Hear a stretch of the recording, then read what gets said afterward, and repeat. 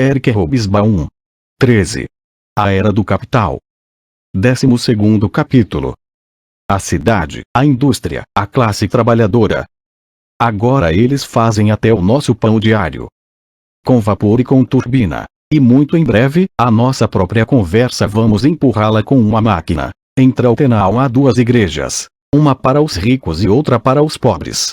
Nem mesmo na sepultura, é o pobre desgraçado seu igual. Poema em Trautenau Wochenblatt, 1869. Nos velhos tempos, se alguém chamasse um artesão de trabalhador, ele seria levado certamente a uma briga, mas agora disseram aos artesãos que os trabalhadores estão no topo do Estado, e portanto todos insistem em ser trabalhadores. M. Mar, 1848. A questão da pobreza é a mesma que a da morte, doença, inverno ou qualquer outro fenômeno natural. Não sei qual delas é possível de impedir. William Piace Thackeray, 1848. 1. Dizer que os novos migrantes chegaram, ou que novas gerações então nasceram no mundo da indústria e tecnologia é bastante óbvio, mas não muito esclarecedor em si. Que tipo de mundo era este?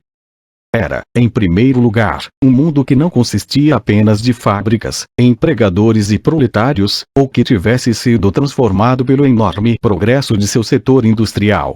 Por mais espantosas que fossem estas medidas em si mesmas, não são adequadas para medir o impacto do capitalismo.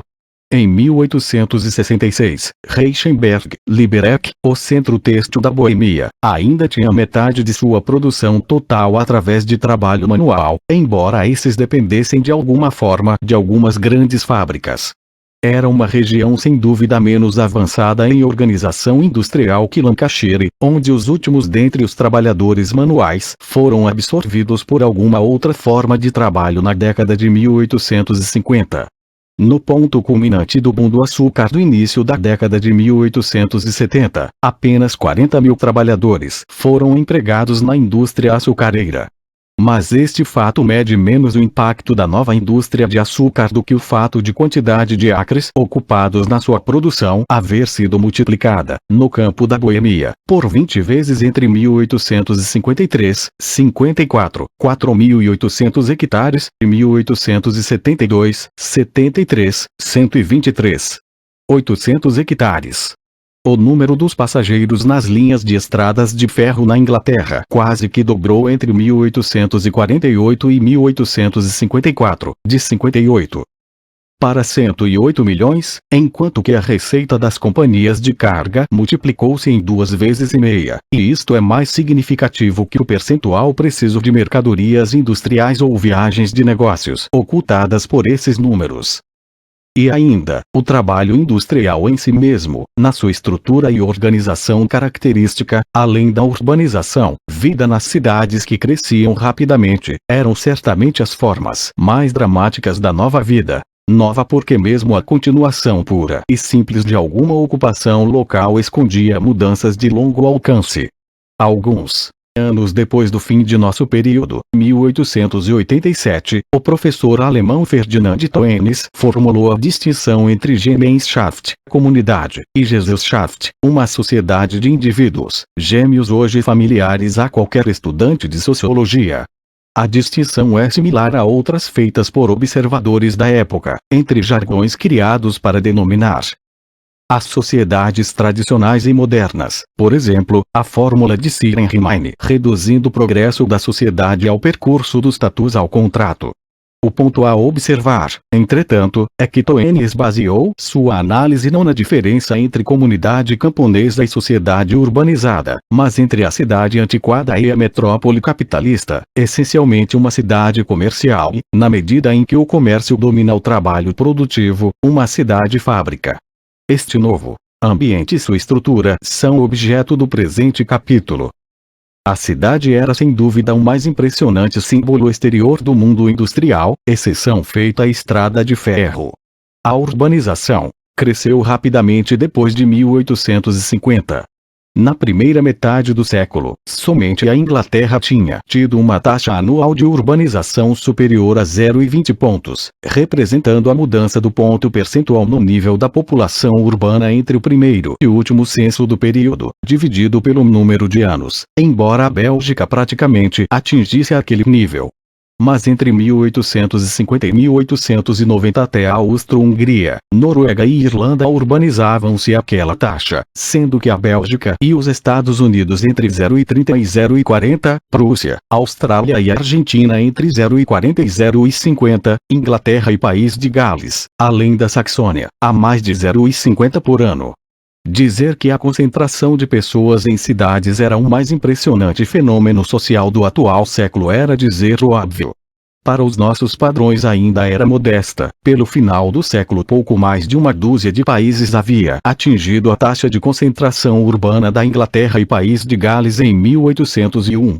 Porém todos, exceto Escócia e Holanda, já haviam atingido este nível desde 1850. A cidade industrial típica era neste período uma cidade de tamanho médio, mesmo por padrões atuais, embora, como ocorresse na Europa Central e Oriental, algumas cidades, que tendiam a ser muito grandes, também se tornaram centros maiores de produção, por exemplo, Berlim, Viena e São Petersburgo. Oldham tinha 83 mil habitantes em 1871, Barmen 75 mil, Roubaix 65 mil. Mas as antigas cidades industriais de maior reputação geralmente não atraíam as novas formas de produção, e consequentemente a nova região industrial típica tomava em geral a forma de pequenas vilas, que se transformavam em pequenas cidades, que depois se desenvolviam transformando-se em grandes cidades. Poucos de seus habitantes estavam a uma distância do campo superior a uma caminhada. Até a década de 1870, as grandes cidades da Alemanha industrial do Ocidente, tais como Colônia e Düsseldorf, alimentavam-se com os mantimentos trazidos ao mercado semanal pelos camponeses das regiões circunvizinhas.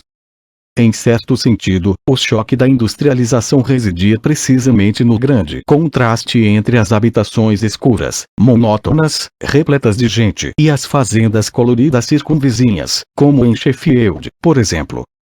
Isso é o que tornava possível que trabalhadores em áreas em processo de industrialização, embora tal fenômeno diminuísse rapidamente, permanecessem meio agricultores. Até depois de 1900, os mineiros na Bélgica tiravam férias na estação certa, se necessário através de uma greve de batatas, para ir tomar conta de suas plantações de batatas. Mesmo na Inglaterra do Norte, os desempregados na zona urbana podiam facilmente voltar ao trabalho nas fazendas próximas em época de verão. A grande cidade, quer dizer, um povoamento de mais de 200 mil, incluindo um punhado de cidades metropolitanas de mais de meio milhão, não era exatamente um centro industrial, embora pudesse contar um bom número de fábricas, mas mais precisamente um centro de comércio, transporte, administração e uma multiplicidade de serviços que uma grande concentração de pessoas atraía. A maioria de seus habitantes era de fato composta de trabalhadores, de um tipo ou de outro, incluindo um grande número de empregados domésticos, quase que um entre 5 habitantes de Londres, 1851, mas uma proporção bem inferior em Paris. E ainda, estas mesmas dimensões garantiam que estas cidades também contivessem uma boa porcentagem de classe média e baixa classe média, digamos, entre 20 e 23% tanto em Londres como em Paris. Tais cidades cresceram com extraordinária rapidez. Viena cresceu de mais de 400 mil em 1846 para 700 mil em 1880, Berlim de 378 mil, 1x49, para quase 1 milhão, 1875, Paris de 1 para 1,9 milhão e Londres de 2,5 para 3,9 milhões, 1851, 81, embora esses números percam o brilho diante de alguns outros de além-mar, Chicago ou Melbourne. Mas a forma, imagem e estrutura mesma da cidade havia mudado, tanto sob pressão para construção e planejamento politicamente motivada, sobretudo em Paris e Viena, como pela fome de lucro das construtoras. Ambas não recebiam bem a presença dos pobres nas cidades, que eram a maioria da população, embora reconhecessem que eram um mal necessário. Para os planejadores de cidades, os pobres eram uma ameaça pública. Suas concentrações potencialmente capazes de se desenvolver em distúrbios deveriam ser impedidas e cortadas por avenidas e bulevares, que levariam os pobres dos bairros populosos a procurar habitações em lugares menos perigosos. Esta também era a política das estradas de ferro, que fazia suas linhas passarem através destes bairros, onde os custos eram menores e os protestos negligenciáveis. Para os construtores, os pobres eram um mercado que não dava lucro, comparado ao dos ricos, com suas lojas especializadas e distritos de comércio, e também as sólidas casas e apartamentos para a classe média. Quando os pobres não ocupavam os distritos centrais das cidades abandonados pelas classes mais elevadas, seus lugares eram construídos por empresários especuladores ou pelos construtores dos grandes blocos de aluguel, conhecidos na Alemanha como barracões de aluguel Mietskazernen. Das casas populares construídas em Glasgow entre 1866 e 1874, 75% eram de 1 ou 2 quartos apenas, e mesmo assim foram rapidamente ocupadas. Quem diz cidade de meados do século XIX, diz superpovoada e cortiço e, quanto mais rápido a cidade crescesse, pior era em superpopulação. Apesar da reforma sanitária e do pequeno planejamento que ali havia, o problema da superpopulação talvez tenha crescido neste período sem que a saúde tenha melhorado, quando não piorou decididamente. As maiores melhorias neste setor só começaram a ocorrer no final de nosso período. As cidades ainda devoravam suas populações, embora as cidades inglesas, na qualidade de mais antigas da era industrial, estivessem próximas de se reproduzirem a si mesmas, isto é, crescer sem a constante e maciça transfusão de sangue representada pela imigração. Dar mais atenção às necessidades dos pobres em si não chegaria a dobrar o número dos arquitetos londrinos em 20 anos, de pouco mais de 1.000 para 2.000, na década de 1830 eles deveriam perfazer menos de uma centena, embora a construção de casas populares viesse a se transformar num negócio bastante lucrativo. Era, na realidade, uma época de boom na arquitetura e na construção, para a burguesia. Sua história foi escrita, em relação a Paris, por Émile Zola. A época iria assistir à construção de casas em lugares caros que aumentavam constantemente de preço, e consequentemente o nascimento do elevador, depois seguido da construção dos primeiros arranha-céus nos Estados Unidos. É importante lembrar que, no momento em que os negócios de Manhattan começaram a atingir os céus, o setor leste de Nova York era provavelmente o mais populoso cortiço do mundo ocidental, com mais de 520 pessoas por acre. Ninguém construía arranha-céus para eles, talvez para a sorte deles. Paradoxalmente, tanto mais a classe média crescia e florescia, drenando recursos para seu próprio sistema habitacional, escritórios, lojas que eram tão características do desenvolvimento da época e seus prestigiosos edifícios, relativamente menos recursos, eram dedicados aos bairros da classe operária, exceto nas formas mais gerais de despesas públicas, ruas, esgotos, iluminação e utilidades públicas. A única forma de empresa privada, incluindo construção, que se dirigia basicamente a um mercado de massa, exceção feita ao mercado e pequena loja, era a taverna, que transformou-se no elaborado Gin Palace da Inglaterra das décadas de 1860 e 1870, e seu corolário, o teatro e o music hall. Pois, na medida em que as pessoas se tornavam urbanizadas, as antigas tradições e práticas que haviam trazido do campo ou da cidade pré-industrial tornavam-se irrelevantes ou impraticáveis. 2. A grande cidade era um portento, embora só contivesse uma minoria da população. A grande empresa industrial era ali ainda pouco significativa. De fato, pelos padrões modernos, o tamanho de tais empresas não era muito expressivo, embora tendesse a aumentar.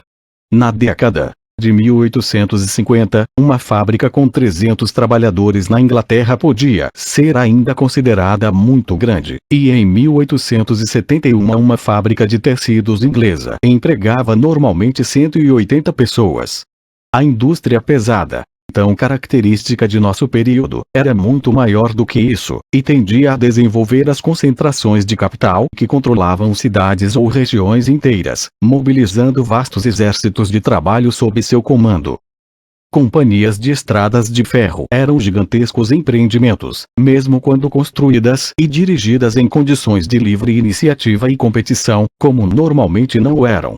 Na época em que o sistema ferroviário inglês havia se estabilizado, no final da década de 1860, cada metro de trilho entre a fronteira escocesa, as montanhas Pennine, o mar e o rio Humber era controlado pela North Eastern Railway. Minas de carvão eram ainda, na maioria dos casos, empreendimentos individuais e frequentemente pequenos, embora as dimensões de alguns grandes desastres operacionais deem alguma ideia da escala em que operavam.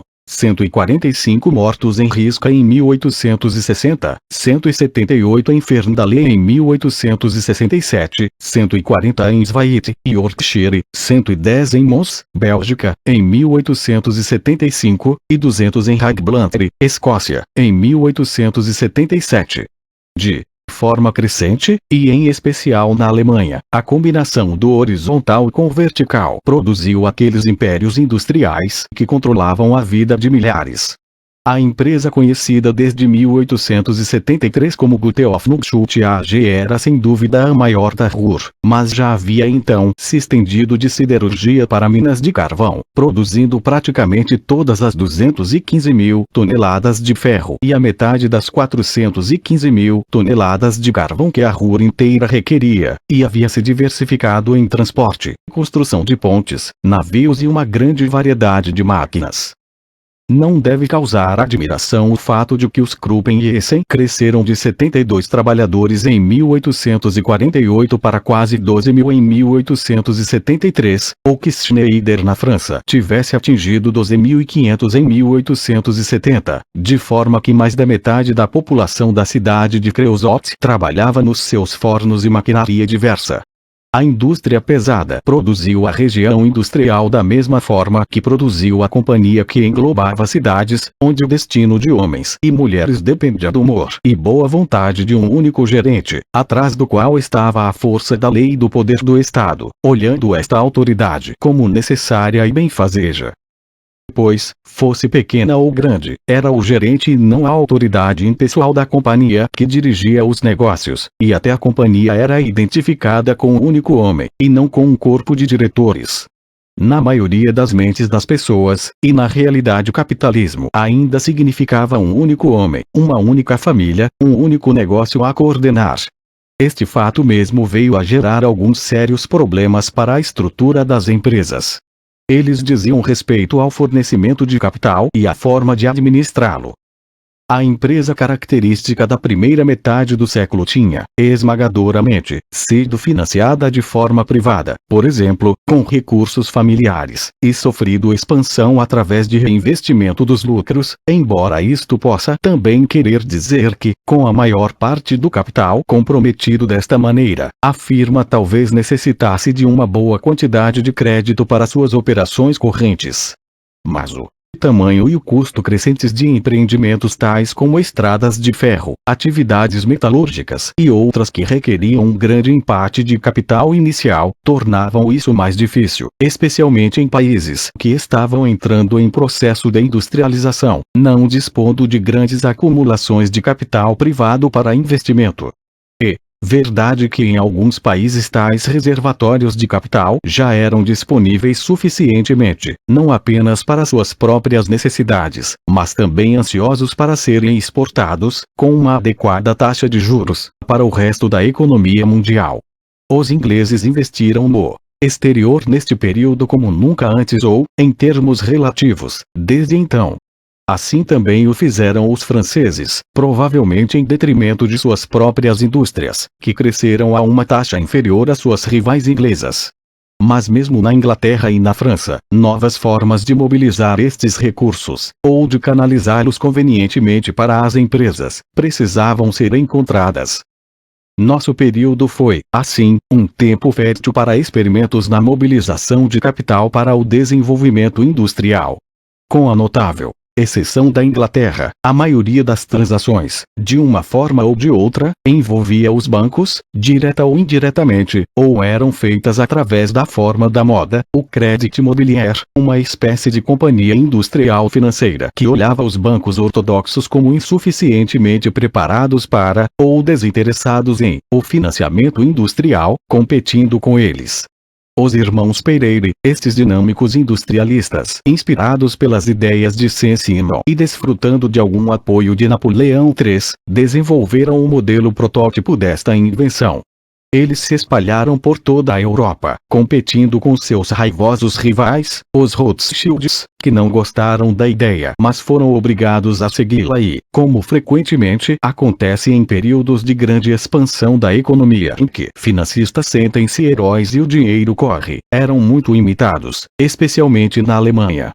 Créditos mobiliers era a sensação, pelo menos até que os Rothschilds venceram a batalha contra os Pereires, como também frequentemente acontece em períodos de grande expansão econômica, alguns operadores se aventuraram um pouco longe demais atravessando a tênue fronteira que separa o otimismo nos negócios e a fraude. Entretanto, uma variedade de outras soluções com objetivos similares estava também sendo desenvolvida, especialmente o Banco de Investimento ou Banque d'Affaires. E evidentemente as bolsas de valores, agora comerciando principalmente com as ações das empresas comerciais e de transporte, floresciam como nunca. Em 1856, a Bolsa de Paris sozinha apresentava uma lista de 33 companhias de estradas de ferro e canais, 38 companhias de mineração, 11 portuárias, 7 de transportes urbanos, 11 de gás e 42 de vários empreendimentos industriais, indo de têxteis a ferro galvanizado e borracha, com um valor total de 5,5 milhões de francos ouro.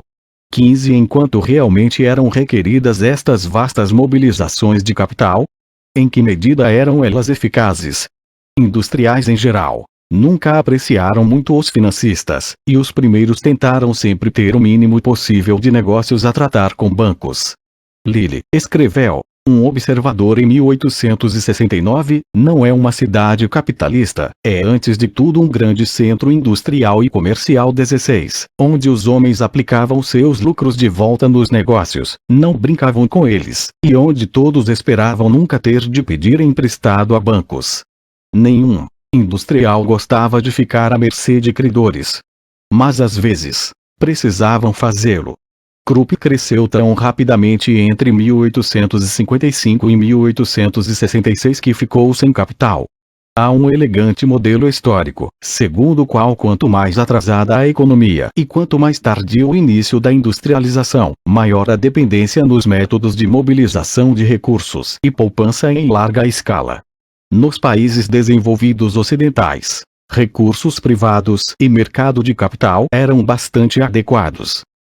Na Europa Central, os bancos e instituições similares tinham que atuar muito na qualidade de sistemáticos desenvolvedores da história.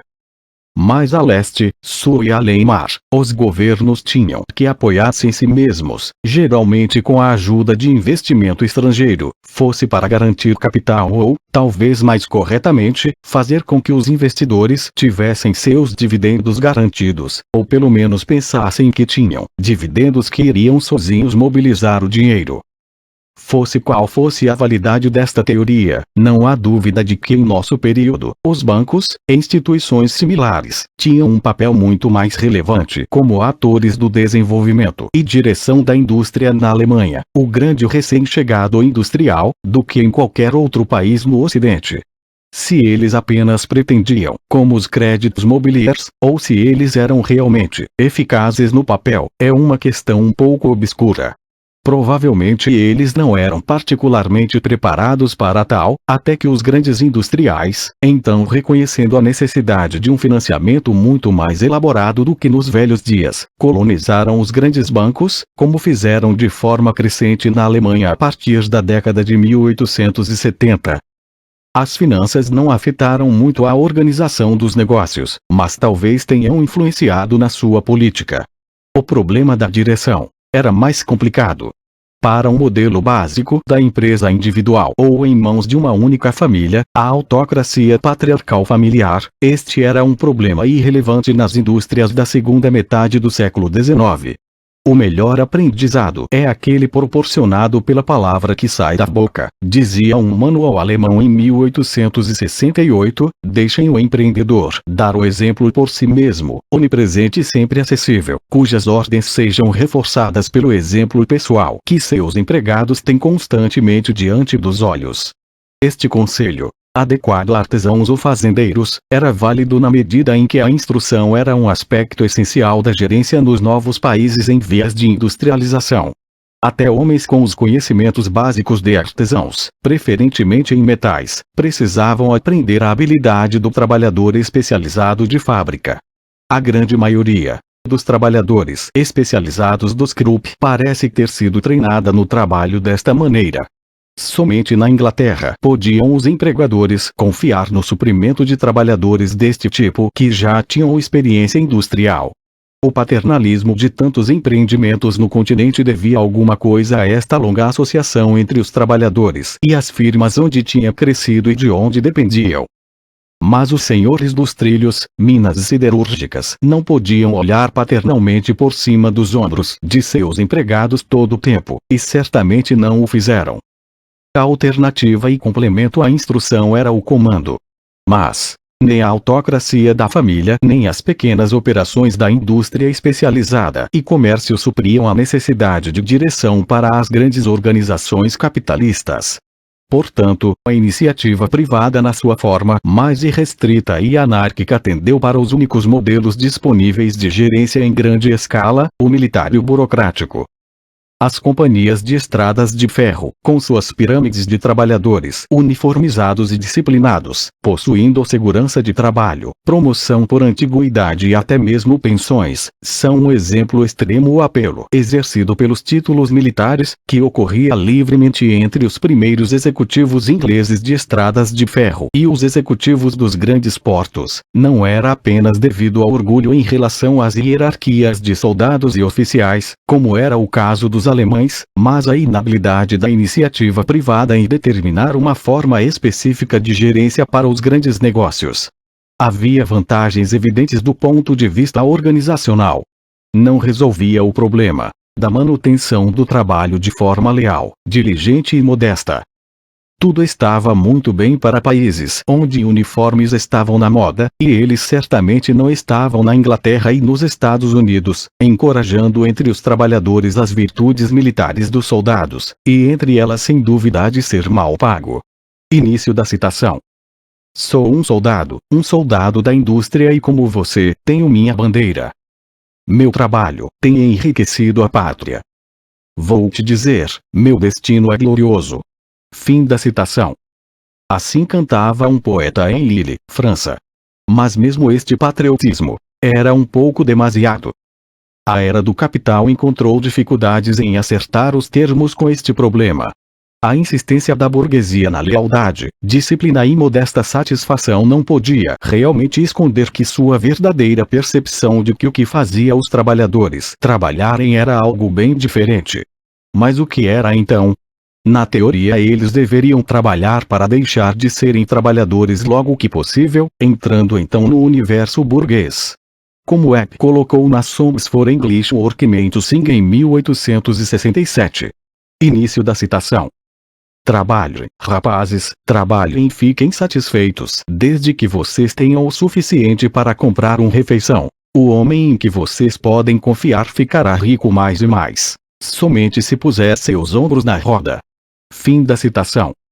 Mas embora esta esperança pudesse ser suficiente para alguns que tivessem conseguido subir e sair da classe operária, era perfeitamente evidente que a maioria dos trabalhadores permaneceria trabalhador por toda a vida, e de fato o sistema econômico requeria deles exatamente isso. A promessa do marechal de campo não tinha a intenção de promover todos os soldados a marechais. Se a promoção não era um incentivo adequado, seria então o dinheiro. Entretanto, era um axioma dos empregadores de meados do século XIX que os salários precisavam ser mantidos o mais baixo possível. Embora empreendedores inteligentes com experiência internacional como Thomas Brasser, o construtor de estradas de ferro, começassem a apontar para o fato de que o trabalho do operário inglês bem pago era de fato mais barato que o do abissalmente mal pago coolie, já que a produtividade do primeiro era muito superior. Mas tais paradoxos não eram suficientes para convencer homens de negócios crescidos dentro da teoria econômica do Vagifund, acreditando ser ela uma demonstração científica de que aumentar salários era em 226 possível, e que os sindicatos estavam portanto condenados ao fracasso. A ciência tornou-se um pouco mais flexível a partir de 1870, quando o trabalhismo organizado começou a parecer um ator permanente na cena industrial, ao invés de aparecer apenas como um extra. A grande autoridade em economia, John Stuart Mill, 1806-73, que chegou a simpatizar pessoalmente com o trabalhismo, modificou sua posição na questão em 1869, depois do que a teoria do Vagifund perderia sua autoridade canônica. Mas não haveria ainda mudanças nos princípios de negócios. Poucos empregadores tinham a intenção de pagar mais do que precisavam. Além disso, economia à parte, nos países do velho mundo a classe média acreditava que os trabalhadores deveriam ser pobres, não apenas porque sempre tinham sido, mas também porque a inferioridade econômica era um índice adequado da inferioridade de classe. Como aconteceu ocasionalmente, por exemplo no grande boom de 1872-73, alguns trabalhadores chegassem a receber suficientemente para se darem ao luxo de desfrutar dos privilégios que os empregadores olhavam como seus direitos naturais, a indignação que isto levantava era sincera e vinha do fundo do coração. O que é que mineiros tinham a ver com pianos de cauda e champanhe? Em países com carência de trabalhadores, hierarquia social subdesenvolvida e uma população operária truculenta e democrática, as coisas poderiam ser diferentes. Mas na Inglaterra e na Alemanha, França e Império dos Habsburgos, diferente da Austrália e dos Estados Unidos, o máximo adequado para a classe trabalhadora era uma quantidade suficiente de comida boa e decente, preferivelmente sem muita bebida, um lugar modesto para a vida social, vestimenta adequada para proteger a moral, e saúde e conforto sem arriscar uma tendência à imitação dos melhores na escala social. Esperava-se que o progresso capitalista viesse eventualmente trazer os trabalhadores próximo a este ideal, e infelizmente, o que não implicava em aumentar salários, muitos ainda estavam abaixo deste nível. Portanto, era desnecessário, indesejável e perigoso aumentar salários além daquele limite. De fato, as teorias econômicas e os princípios aceitos do liberalismo de classe média não iam muito bem juntos. Em certo sentido, as teorias triunfaram. Em nosso período, a relação de salário iria ser crescentemente transformada em uma relação de mercado. Consequentemente, vimos o capitalismo inglês da década de 1860 abandonar formas de compulsão não econômica de trabalho, tais como os Master e Servants Acts, que puniam com cadeia quebras de contratos por trabalhadores, contratos de longo termo, tais como o Annual Bond dos mineiros de carvão do norte. Enquanto a duração média de contratos era diminuída, o período médio de pagamento gradualmente reduzido para uma semana ou mesmo um dia ou uma hora, fazendo portanto a barganha no mercado muito mais sensível e flexível. Por outro lado, as classes médias teriam ficado chocadas se os trabalhadores pedissem de fato por um tipo de vida que elas tinham como dado, e mais ainda se eles viessem a consegui-lo. Desigualdade de vida expectativas cresciam com o sistema. Isso limitava os incentivos econômicos que os patrões estavam preparados para conceder.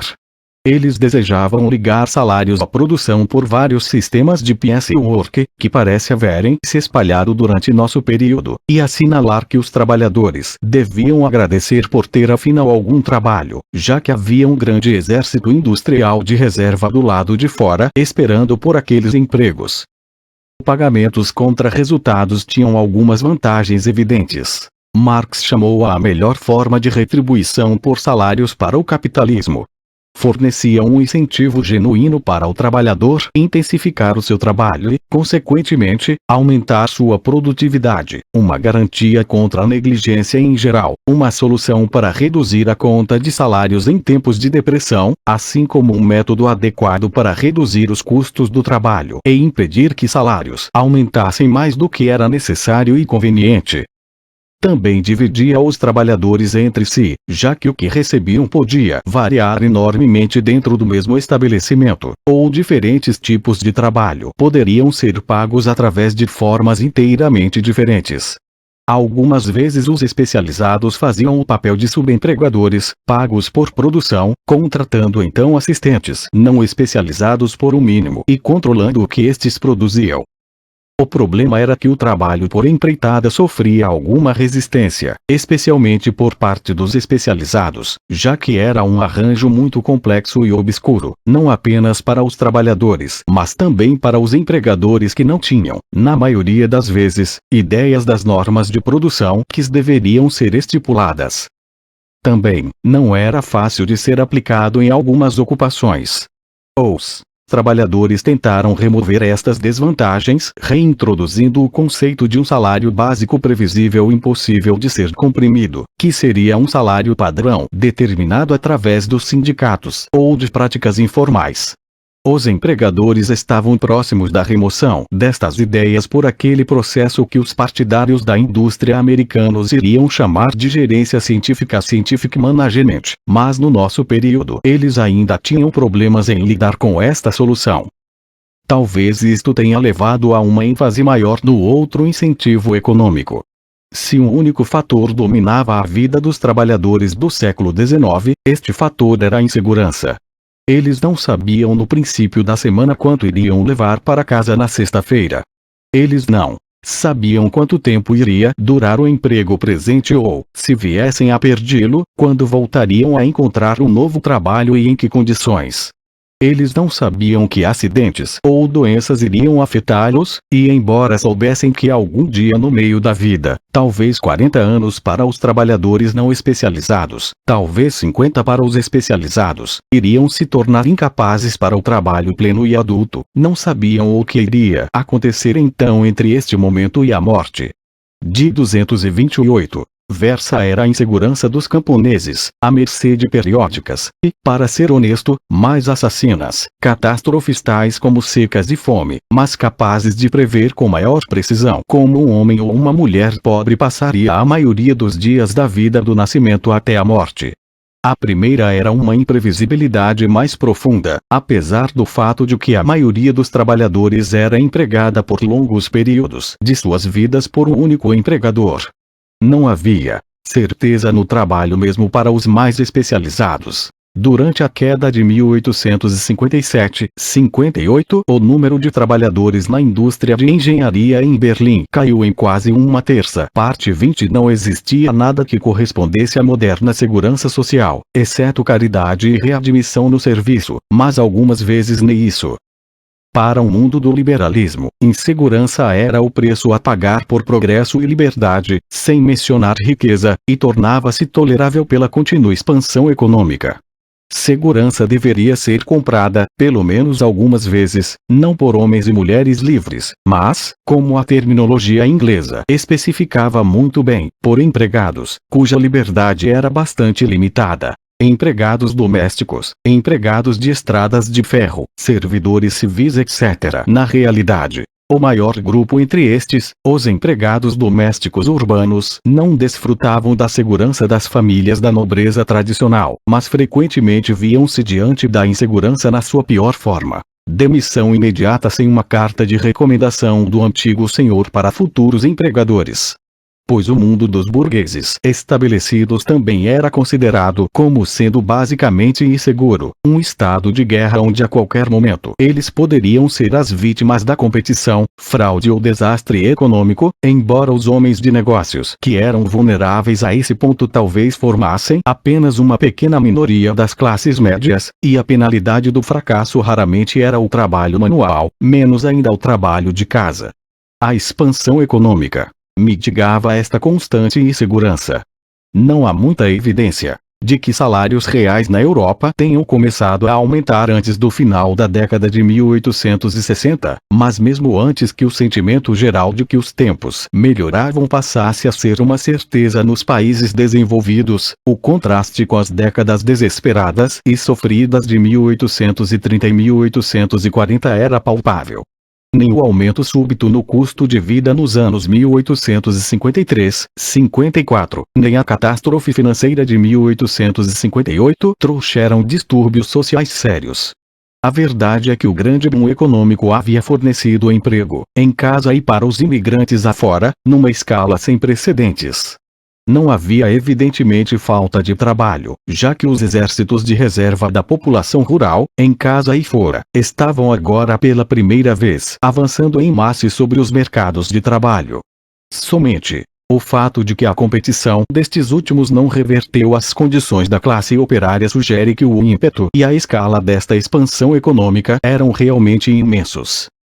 A classe operária, porém, muito diferente da classe média, via a insegurança como uma coisa muito mais constante e real. Ela não tinha reservas significativas. Aqueles que podiam viver de economias por algumas semanas eram considerados privilegiados. Até os salários dos especializados eram modestos.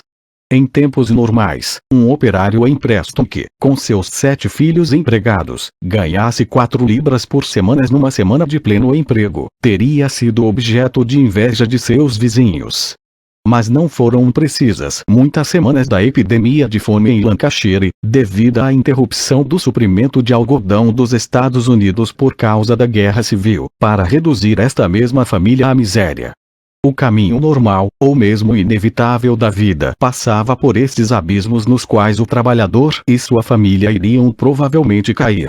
O nascimento de crianças, a velhice e a impossibilidade de continuar o trabalho. Em Preston, 52% de todas as famílias operárias com crianças abaixo da idade de trabalho, trabalhando em pleno serviço no anos de comércio memorável, 1851, poderia esperar viver abaixo da linha de miséria. A idade avançada era uma catástrofe para ser esperada com estoicismo, um declínio na capacidade de produção a partir dos 40, quando a força física começava a decair, especialmente para os menos especializados, seguida de pobreza. Para a classe média, os meados do século XIX foram a idade de ouro das pessoas em idade madura, quando os homens atingiam o ponto culminante de suas carreiras, renda e atividade, e o declínio fisiológico ainda não havia se tornado muito óbvio.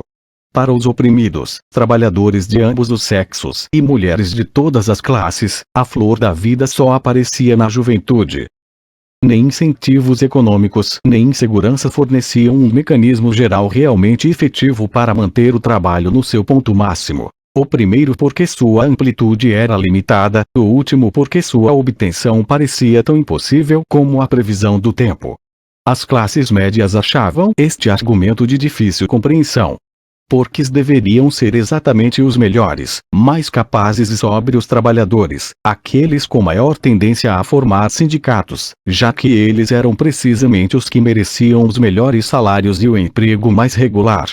Mas os sindicatos eram de fato compostos e liderados por estes homens, embora a mitologia burguesa visse os sindicatos como multidões de estúpidos e desencaminhados, instigados por agitadores que não conseguiriam obter uma melhor forma de vida de outra maneira. Certamente não havia nenhum mistério nisso.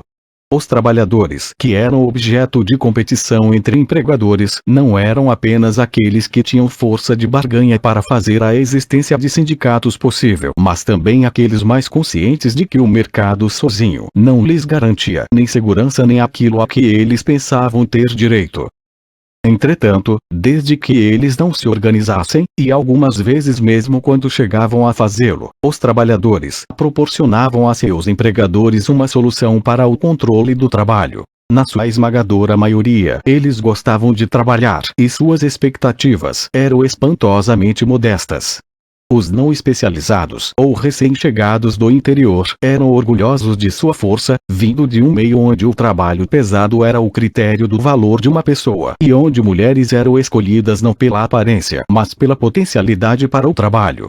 Minha experiência tem mostrado, declarou um superintendente de siderurgia americano em 1875, que os alemães, irlandeses, suecos e aquilo que eu chamo de buckwheats, jovens americanos do campo, criteriosamente misturados, produzem a força mais efetiva e tratável que se possa encontrar. Por outro lado, os especializados eram sensíveis aos incentivos, não capitalistas, do orgulho e conhecimento de suas especializações. Até as máquinas deste período, de ferro e bronze, limpas e polidas com o toque do amor, em condições perfeitas de funcionamento depois de um século, são um vivo exemplo disso. O catálogo sem fim dos objetos dispostos nas exposições internacionais, embora horríveis do ponto de vista estético, eram monumentos para orgulho daqueles que os construíram. Estes homens não aceitavam muito bem as ordens de supervisão, e estavam frequentemente fora de qualquer controle efetivo, exceto pelo coletivo que eram suas oficinas. Eles também recusavam métodos para fazer com que seus serviços fossem feitos mais rapidamente, ou que rebaixassem o respeito devido ao trabalho. Mas se eles não trabalhavam nem mais ou nem mais rapidamente do que o trabalho pedia, eles não trabalhavam nem menos nem com menor vigor. Ninguém precisava oferecer-lhes maiores incentivos para que dessem do seu melhor. Um dia justo de trabalho por um dia justo de pagamento, dizia o refrão, e se eles esperavam que o pagamento os satisfizesse, esperavam também que o trabalho tornasse a todos satisfeitos, inclusive a eles mesmos. Evidentemente, esta visão não capitalista do trabalho beneficiava mais aos empregadores que aos operários. É necessário observar que os compradores no mercado de trabalho operavam segundo o princípio de comprar no mercado mais barato e vender no mais caro, embora às vezes ignorantes dos métodos de avaliação corretos. Mas os vendedores não estavam geralmente pedindo o salário máximo que o mercado pudesse aguentar, oferecendo em troca a quantidade mínima de trabalho que pudessem. Estes últimos estavam apenas buscando uma forma decente de ganhar a vida. Eles estavam apenas tentando melhorar um pouco. Em resumo, embora naturalmente não fossem insensíveis às diferenças entre salários altos e baixos, eles estavam comprometidos mais com a vida humana do que com transações econômicas. 3. Mas é possível falarmos dos trabalhadores como uma categoria única ou como uma classe? O que havia em comum entre grupos de pessoas frequentemente tão diferentes no meio, origem social, formação, situação econômica ou mesmo até na língua e costumes? Nem mesmo a pobreza, pois embora para os padrões da classe média todos tivessem baixas rendas, exceto em paraísos do trabalho como a Austrália na década de 1850, onde os trabalhadores em composição de jornais ganhavam até 18 libras por semana, 24 pelos padrões dos pobres, havia uma grande diferença entre os artesãos, bem pagos ou menos regularmente empregados, que usavam uma cópia das vestimentas da classe média nos domingos ou mesmo no caminho para o trabalho, e os trabalhadores famintos que nem sabiam quando receberiam a próxima refeição, ou a de sua família. Todos estavam realmente unidos através de um sentido comum do trabalho manual e da exploração, e de forma crescente, pelo destino de serem operários. Eles estavam unidos pela crescente segregação da sociedade burguesa, cuja riqueza crescia dramaticamente enquanto a situação dos trabalhadores permanecia precária, uma burguesia que se tornava mais e mais inflexível na admissão dos que vinham de baixo. Pois havia uma real diferença entre as modestas conquistas de conforto que um trabalhador bem-sucedido, ou mesmo um ex-trabalhador, pudessem conseguir, e as brutais acumulações de riqueza. Os trabalhadores foram empurrados para uma consciência comum não apenas pela polarização social mas, nas cidades pelo menos, por um estilo comum de vida, no qual a taverna, a igreja do trabalhador, como um burguês liberal chamou-a, tinha um papel central, e por um estilo comum de pensamento. Os menos conscientes tendiam a ser tacitamente laicizados, os mais conscientes radicalizavam-se, os que apoiaram a Internacional na década de 1860, os futuros seguidores dos socialistas. Os dois fenômenos estavam interligados, pois a religião tradicional tinha sido sempre um liame de unidade social dentro do ritual de afirmação da comunidade. Mas as procissões e cerimônias comuns atrofiaram-se em Lille durante o Segundo Império. Os trabalhadores especializados de Viena, cuja piedade e ingênua alegria na pompa católica Lepley havia notado na década de 1850, tornaram-se indiferentes a estas coisas. Em menos de 2 gerações haviam transferido sua fé para o socialismo.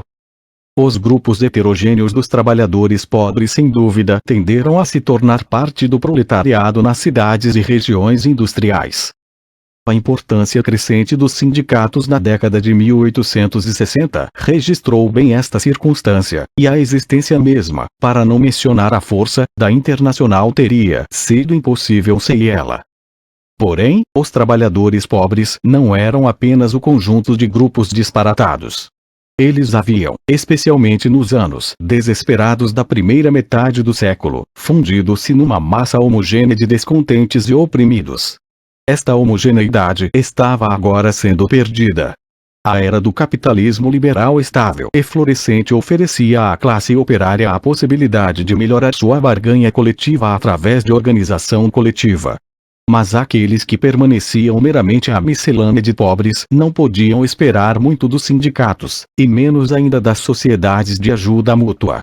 Os sindicatos eram, especialmente, organizações que favoreciam minorias, embora greves pudessem ocasionalmente mobilizar as massas. Além disso, o capitalismo oferecia ao trabalhador individual perspectivas diferentes de melhorias em termos burgueses, que porções maiores da população trabalhadora eram incapazes ou estavam sem vontade de obter. Uma fissura, portanto, apareceu dentro daquilo que se transformava, de forma crescente, na classe operária. Ela separava os trabalhadores dos pobres, ou de outra forma, os respeitáveis dos sem respeito. Em termos políticos, ver capítulo 6, separava pessoas como o artesão inteligente, aos quais os radicais de classe média ingleses estavam ansiosos para dar o voto, das massas enraivecidas que eles estavam ainda determinados a excluir. Nenhum termo é mais difícil de analisar que respeitabilidade na classe operária de meados do século XIX, pois expressava simultaneamente a penetração de estándares e valores da classe média e também as atitudes sem as quais o amor próprio da classe operária não teria sido possível de ser criado, assim como um movimento de luta coletiva impossível de construir. Sobriedade, sacrifício, o adiamento da gratificação. Se o movimento dos trabalhadores tivesse sido claramente revolucionário, ou pelo menos radicalmente segregado do mundo da classe média, como havia sido antes de 1848 e voltaria a sê-lo na era da Segunda Internacional, a distinção teria sido suficientemente clara. Porém, no nosso período, a linha entre melhoria individual e coletiva, entre imitar a classe média e combatê-la com as próprias armas era difícil de traçar. Onde devemos situar William Marcroft, 1822, 94. Ele poderia ser facilmente apresentado como um modesto exemplo da ajuda a si mesmo de Samuel Smiles, o filho ilegítimo de um empregado de fazenda e uma tecelã, sem nenhuma educação, que começou como um trabalhador na indústria têxtil, passando a capataz numa firma de engenharia até que, em 1861, estabeleceu-se de forma independente como um dentista, morrendo com 15.000 libras acumuladas, o que não era nada negligenciável. O radical liberal por toda a vida e advogado da moderação. Mas seu lugar modesto na história também é devido à sua paixão, igualmente por toda a vida, pela produção cooperativa, isto é, socialismo através de ajuda a si mesmo, ao qual ele dedicou todos os seus dias.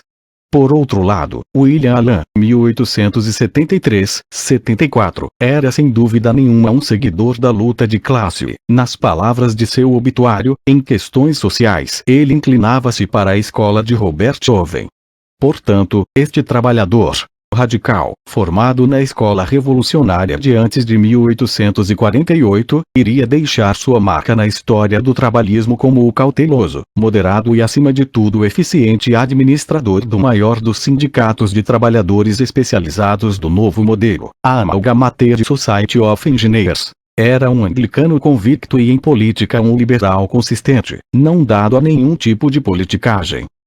O fato é que o trabalhador capaz e inteligente, especialmente se especializado, oferecia tanto o principal esteio do controle social de classe média e de disciplina industrial no trabalho, como também os melhores indivíduos para a autodefesa coletiva dos trabalhadores. Ele fornecia o primeiro porque o capitalismo estável, próspero e em expansão precisava dele, proporcionando-lhe perspectivas de melhoria modesta. Estas não pareciam mais provisórias ou temporárias.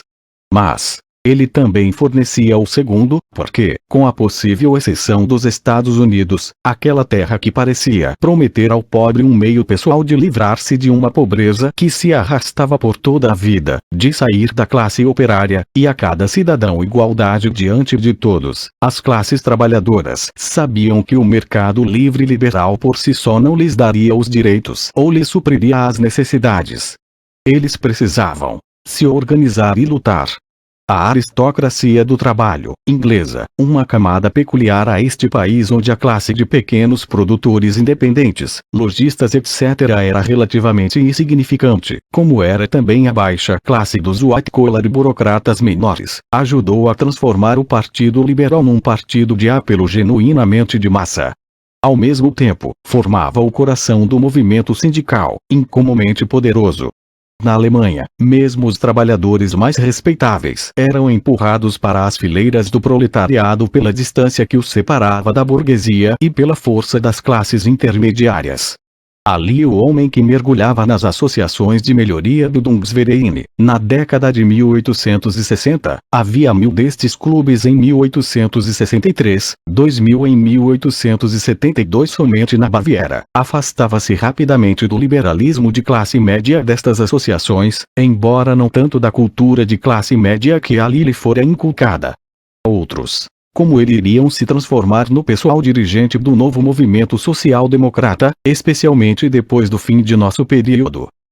Mas eles eram trabalhadores respeitáveis, e levaram o bom e o mau lado de sua respeitabilidade para o partido de La Salle Marx. Somente onde a revolução parecia ser a única solução plausível para as condições dos trabalhadores pobres, ou onde, como na França, a tradição de insurreição e república social revolucionária era a tradição política dominante do povo trabalhador, a respeitabilidade era um fator relativamente insignificante, ou confinado às classes médias e àqueles que desejavam identificar-se com elas. E os outros? Embora fossem objeto de muito mais interesse que as classes trabalhadoras respeitáveis bem menos nesta geração do que antes de 1848 ou depois de 1880, deles sabemos muito pouco, exceto pela pobreza e abandono a que estavam relegados. Não expressavam opiniões publicamente, e raramente eram requisitados mesmo por aquelas organizações sindicais, políticas ou outras que se preocupassem em chegar até eles. Mesmo o Exército da Salvação, criado tendo especificamente estes setores pobres não respeitáveis em mente, não conseguiu tornar-se mais do que uma atração de entretenimento público, com seus uniformes, bandas e hinos, e uma fonte útil de caridade. De fato, para a maioria dos não especializados, as organizações que começavam a dar expressão ao movimento trabalhista dos respeitáveis eram inatingíveis. Grandes levantes de cunho político, tal como o cartismo, na década de 1840, podiam recrutá-los. Os vendedores de mercado descritos por Henri Maiev eram todos cartistas. Grandes revoluções poderiam inspirar, talvez apenas brevemente, até os mais oprimidos e apolíticos. As prostitutas de Paris foram decididamente a favor da Comuna em 1871. Mas a era do trunfo burguês não era precisamente uma era de revoluções ou mesmo de movimentos de massas políticos. Bakunin não estava talvez inteiramente errado ao supor que o espírito de uma insurreição pelo menos potencial estava talvez mais entre os marginais e o subproletariado, embora estivesse bastante enganado ao vê-los como base para um movimento revolucionário. A miscelânea dos pobres apoiou a Comuna, mas seus ativistas eram os especializados e artesãos. As seções mais marginais entre os pobres, os adolescentes, estavam pouco representados entre eles. Os adultos, especialmente aqueles suficientemente velhos para ter, mesmo que falha, uma memória cerca de 1848, eram os revolucionários característicos de 1871. A linha que dividia os trabalhadores pobres entre militantes potenciais do movimento trabalhista e o resto não era cortante, mas certamente existia. Associação, a formação livre e consciente de sociedades democráticas para melhorias e defesa social, era a fórmula mágica da época liberal. Através dela, até os movimentos trabalhistas que iriam abandonar o liberalismo se desenvolveriam. 28. Aqueles que quisessem e pudessem efetivamente associar-se deveriam dar os ombros e desprezar os que não quisessem ou pudessem, e não apenas as mulheres que estavam virtualmente excluídas do mundo das formalidades dos clubes e de suas propostas de associados. As fronteiras daqueles setores da classe operária que iriam ser reconhecidos como forças sociais e políticas coincidia com o mundo dos clubes, sociedades de ajuda mútua, ordens fraternas de beneficência, clubes de esportes e ginástica e mesmo associações religiosas voluntárias no extremo e associações políticas e de trabalho ao outro.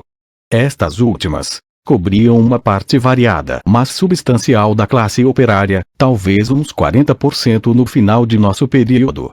Mas deixava muitos de fora. Estes eram os objetos e não os sujeitos da era liberal.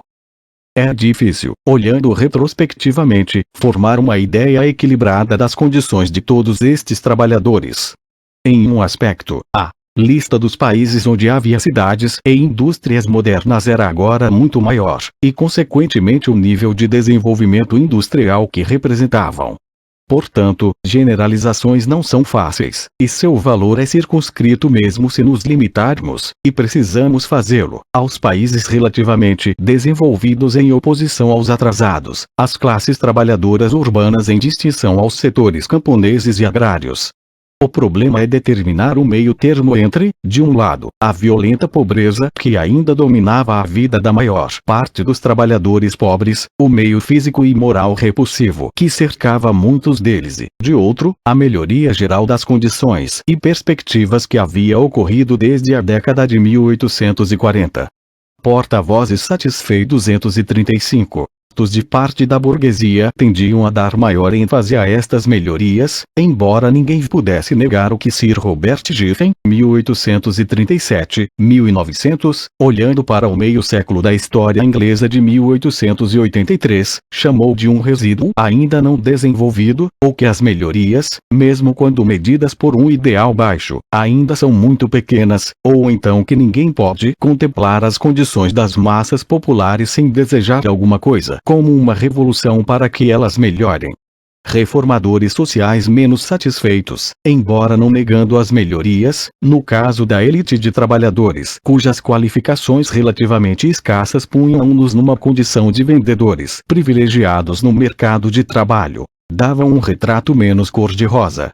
Início da citação. Sobram ainda, escrevia Miss Edith Sincox, no começo da década de 1880, uns 10 milhões de trabalhadores de cidades, incluindo todos os mecânicos e trabalhadores cujas vidas não estão ameaçadas pela miséria. Nenhuma linha precisa pode ser traçada entre os trabalhadores que podem ser contados entre os pobres e aqueles que estão fora. Há um fluxo constante, e exceto aqueles que sofrem de uma remuneração crônica, artesãos assim como mercadorias, estão todos constantemente mergulhando, com culpa ou não, nas profundezas da miséria.